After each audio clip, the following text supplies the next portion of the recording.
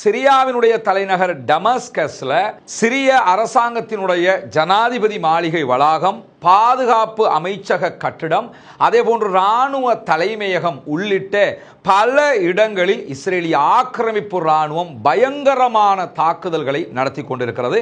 இந்த தாக்குதல்களுக்கு காரணம் என்ன? எதற்காக திடீரென மீண்டும் சிரியாவுக்குள் இஸ்ரேல் தாக்குதல்களை நடத்துகிறது என்கிற கேள்வி மிக முக்கியமானது. முதலாவது நம்ம ஒன்று புரிஞ்சுக்கணும் என்னன்னா,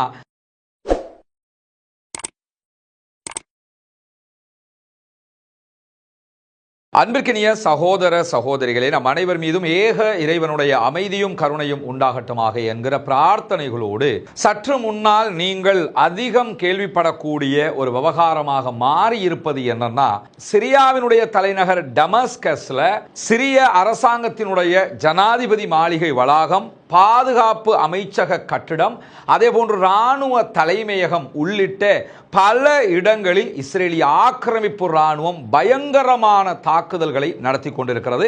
அது பற்றிய வீடியோக்களை நம்முடைய டெலிகிராம் சேனல்ல நம்ம வெளியிட்டிருக்கிறோம். உக்கிரமான தாக்குதல்கள், இராணுவ தலைமையகம் கிட்டத்தட்ட முற்றுமுழுதாக அழிக்கப்படுகிற அளவுக்கான தாக்குதல் அது. ஜனாதிபதி அலுவலகத்தினுடைய வளாகமும் மிக அதிகமான தாக்குதலுக்கு உள்ளாக்கப்பட்டிருக்கிறது. அதே நேரம் பாதுகாப்பு அமைச்சக கட்டிடத்தின் மீதான தாக்குதல்களும் உக்கிரமாக நடத்தப்பட்டிருக்கிறது.